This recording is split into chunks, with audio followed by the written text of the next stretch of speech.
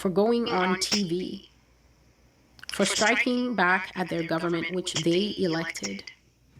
They shall never be allowed to make this example and remain. The beast system will strike at them harder than ever before by the same governments. Ruto is the same one who will do this to them.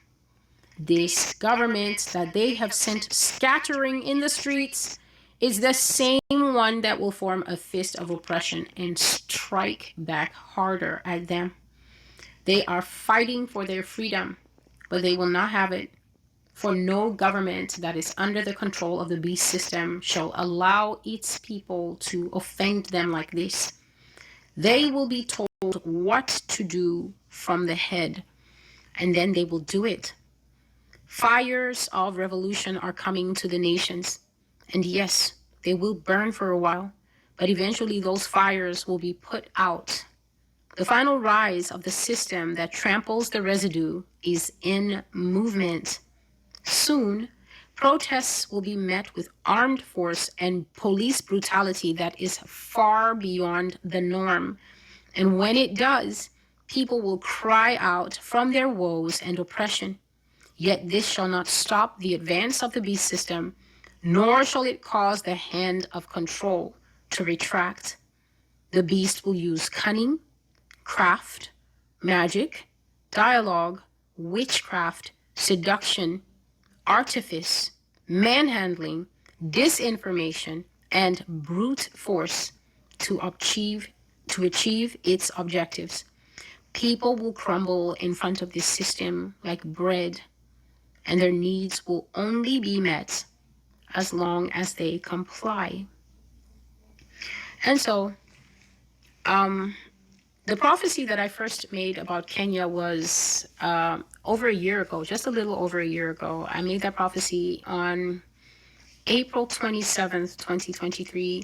And at that time, I was observing to the people in the United States the fulfillment of a previous prophecy that had been made in September of 2022, saying that God revealed to me that the pastors are murderers, that the pastors are killers, that the pastors actually commit murder to hide the sins that they're involved in. So a pastor will be involved in sin and somebody finds out about it. It will also, pastors also would commit murder to hide ambition. So if pastors, perhaps if a junior pastor or medium pastor wanted the senior pastor's position, then yes, there could be a poisoning. And since he is the next obvious choice, then he gets the chair, he gets the church. And God was just basically saying that the pastors are also in the occult, that the pastors are part of multiple brotherhoods, that the pastors are part of multiple sects, they're part of lodges, they're part of all manner of evil covenants. They are serving Satan. It's just that in America, the God that they join and serve is the Baphomet, this one that has an overarching control over movies and music industry and the pastoral lineage and all of them. That's basically that version of the God. But Satan is Satan no matter how many hats he's wearing. Just because he's diversifying doesn't mean that we don't know that he is at the core of all these rebellions against God. And so God was talking about pastoral murder. And I was sharing with people that this thing that happened in Kenya, which was so heinous, was a textbook example of the kind of mass killing of people who keep following false pastors. But in that prophecy, God also said that the President William Ruto was going to find himself in trouble because he was going to be governing a much different Kenya than the Kenya he inherited.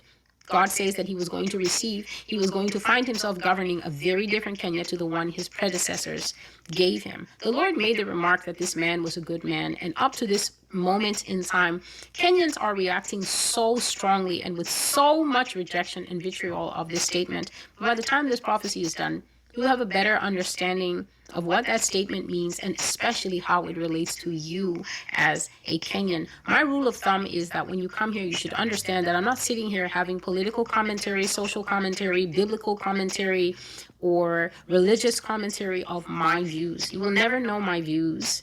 If you watch the videos, these are my views.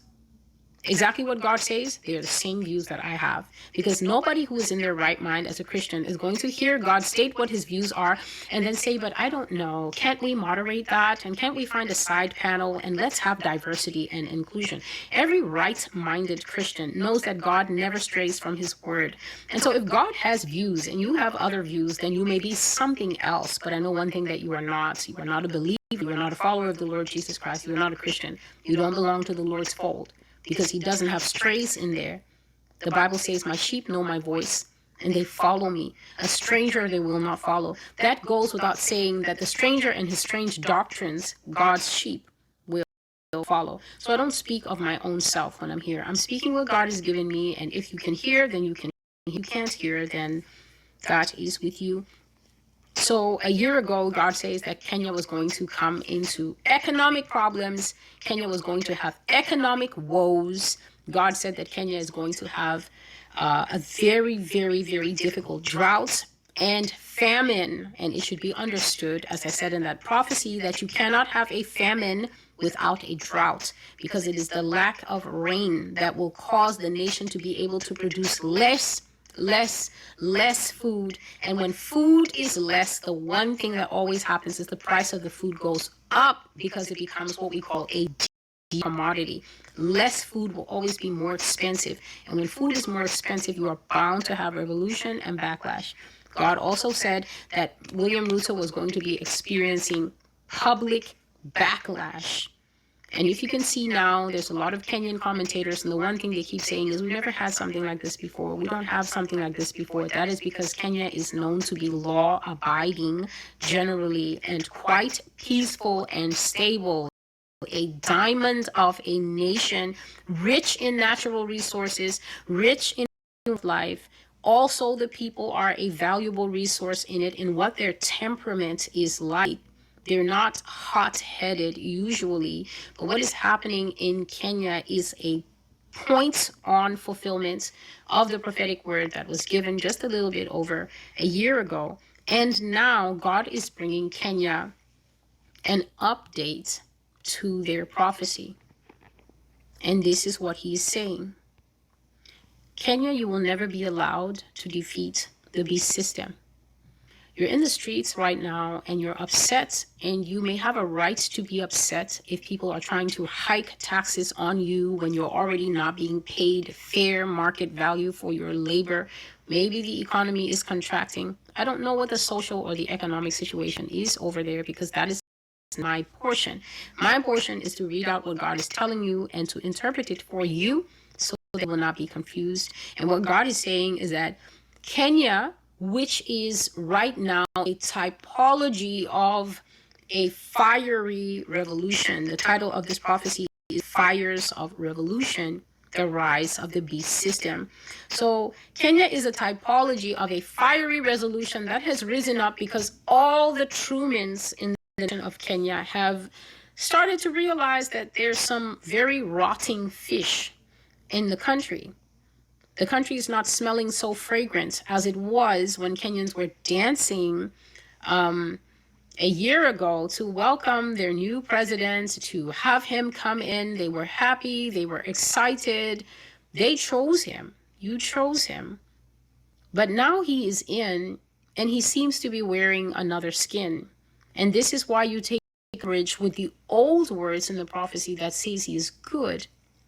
I'm here to let you know that when good men come into positions of power, they deal with pressures that you at the lower level, that we at the lower level know very little about. Here in America, there's more of an understanding. People know in America that absolute power corrupts absolutely. In America, there's a very wide group of people who understand that it doesn't matter how clean cut a man is. It doesn't matter how well-meaning a man is. It doesn't matter how committed to his faith a man is. The minute that man begins to draw near to the centralized magnetic pole of power in the United States, he's going to end up gay. He's going to end up cruel. He's going to end up having affairs. He's going to end up snorting cocaine surrounded by 18 hookers, unaware that he is being taped, because he will get an invitation to a party and he will not know that every woman at that party has been paid They will all be his type in all the various hair colors of the world. Every woman at the party who is single will be paid. And the reason that all those women will be paid is because his enemies are saying, it doesn't matter if Keisha gets him or if Marcy gets him. All of you focus your attention on him, and eventually one of you will be successful, or two or three of you will be successful in saying, I'm staying at the same hotel. Would you like to come up? That room is already bugged. Senators, hear the reason why you can't vote freely, because most of you know this is how you went down. America, hear why special interests have captured this nation. They go off to conventions. They go off to different high-level conferences, the heads of power. But there they have paid blonde boys and paid muscle brunette boys. And if black is your thing, then they have black boys. And if Asian is your thing, then they have Asian boys. They have all the flavors, because to catch a fish, you only need the right bait.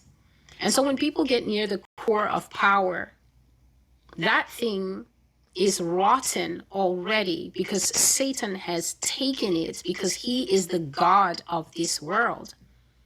He demands dues. And so as you're climbing the ladder, it's not impossible, but it is almost improbable that you will be able to rise to the top or near the very top without being taken. And so, Kenya, if you don't understand why your president has suddenly gone from light to dark, it's because the magnetic core of power that is centered here in the United States, which is the seat of the beast, has got that man. So, hearing this, Kenya, you can then understand what God is saying to you. Your president is now corrupted. And if you want to know why your president is corrupted, the answer is very simple. You yourselves are corrupted. There's a very high sex rate in the nation of Kenya. And God has been saying this as I was wrestling with this 6-day Kenya fulfillment video.